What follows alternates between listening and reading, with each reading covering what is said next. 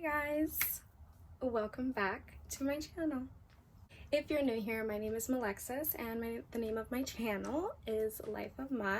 I've been MIA for a couple of months now and I honestly just wanted to update you guys on everything that's going on and be straightforward.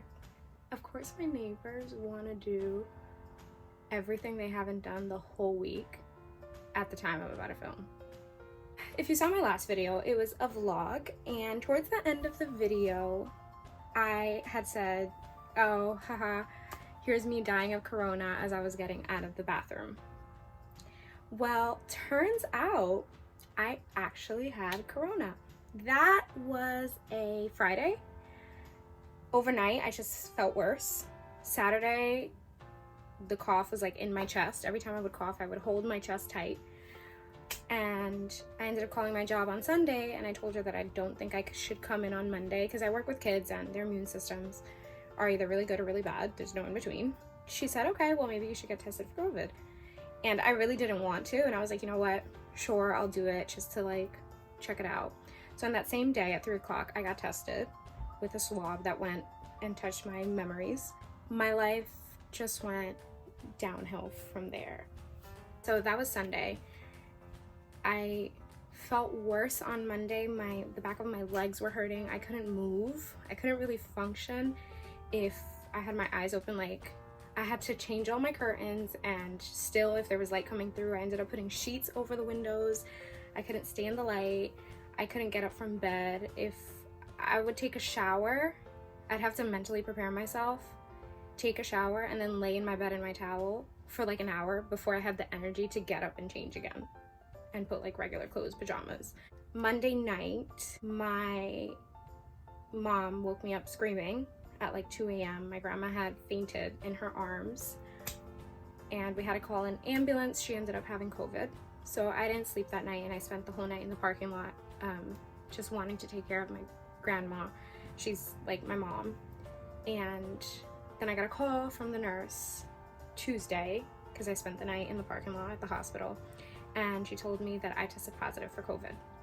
We all started taking care of each other because then my mom ended up getting sick because she was taking care of us. I wouldn't sleep at night for the next few weeks, taking my grandma and my mother's vitals, taking her blood pressure, giving her diabetic medication, taking her sugar, making sure her pulse was okay, keeping her hydrated, giving her Pedialyte, everything I could do basically, and then some, and take care of myself sometimes. So anytime I felt a little bit of energy, I would prepare myself mentally to go down the stairs because I would run out of breath and the cough really hurt my chest.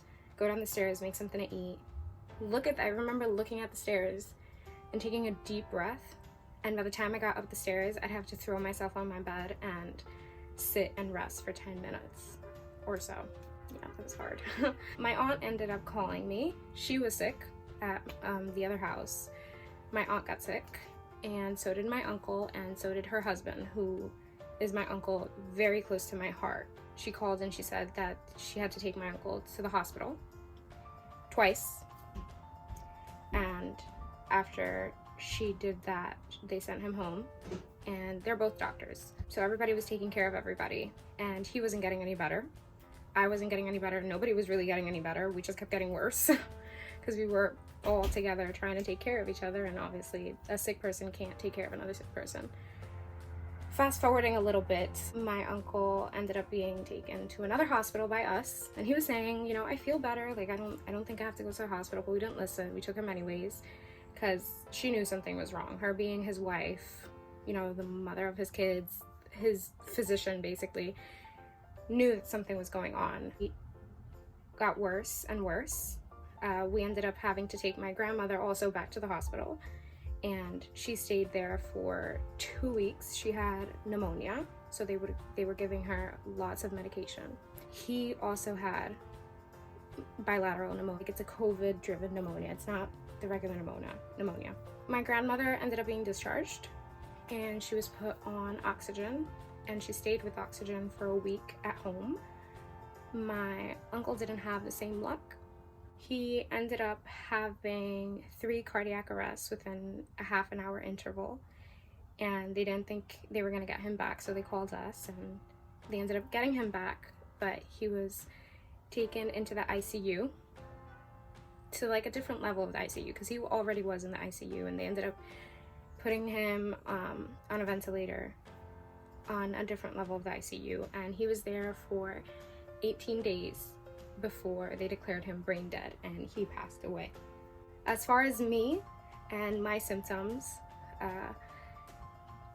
it took me 3 weeks or so to not feel any symptoms, and I just stopped coughing. Like, I just woke up one day and stopped coughing.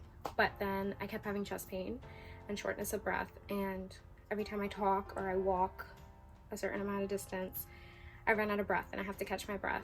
So I had to go to a pulmonologist. I ended up with bronchitis after the COVID, had to be on steroids, and now I'm following up with a cardiologist because I am always tachycardic, which basically means that my pulse rate is going too quick. A normal pulse rate, especially at my age, should be 80 to 100 beats, and mine is like 116. Sometimes it'll bounce to 139. That basically, my heart always feels as if I'm running, even if I'm standing still. Had to be put on a heart monitor, a sonogram. I had to get a sonogram. I'm doing like a whole bunch of other tests within the next few weeks. But to the nitty-gritty, I'm trying to get my life back on track, and I'm trying to get back into a routine because I know it would make him very happy.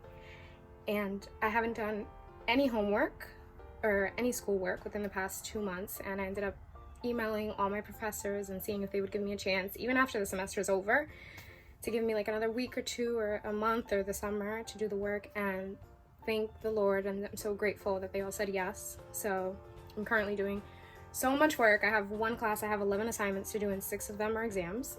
Yeah, you know, what drove me was him being a doctor, and he always believes in me.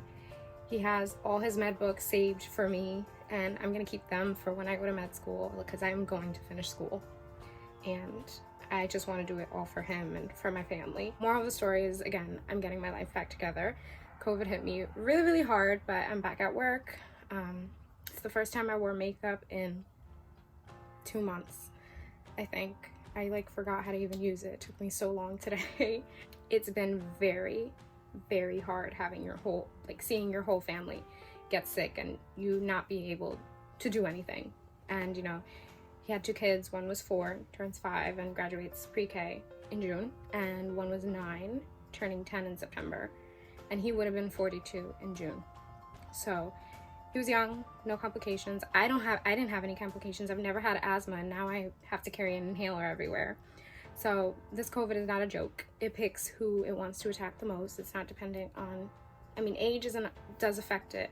Prior health conditions does affect it, but just because you're perfectly healthy does not mean that you can't get it. And also, you can have it and not have any symptoms. You don't have to have symptoms, and some people get more symptoms than others. Like, when I noticed I couldn't smell Carmex, if you know what Carmex is, it's like a lip balm, I started to cry because I used to love the smell of Carmex. And little things like that, like, don't even matter. You start to value life more, and you start to think like, wow, I really survived that. Not just like the illness in itself, but the emotional distress that came with it, how my life changed in a matter of seconds. Things that you think matter don't, and you notice who's there for you and who's not. That's my story, and that's how my life has been for the past 2 months, dealing with COVID, dealing with grief, the aftermath. I'm not in pain right now. I'm perfectly fine. I just get tired very quickly, and my heart is always beating pretty fast. I'm sorry this was a long video, but I just wanted to get it all out there. I wanted to open up to you guys so you guys know what's going on, and if you have any questions or if you want to say anything to me, feel free to. I know it's like I don't have to get this personal when I only have like 10 followers or something, but it doesn't matter. If it helps me, I just want to make myself and other people happy. And even if 2 people see this video, or 200 or 2,000 or 2 million, I know somebody heard my story and it could save somebody's life. that's it for today. The next video will not be so sappy and so sad. Maybe I'll do another murder mystery, or maybe I'll do another random video, another vlog. I don't know. I'll figure it out. But I promise you, everything is going to be okay. With me, with you, and with everybody around you. Everything happens for a reason, whether you know it or not. Life isn't about going over pebbles, it's going over rocks, pebbles, and everything in between. Thank you so much for watching this video. Remember to like, comment, subscribe, recommend, do anything you want to do. Thanks again.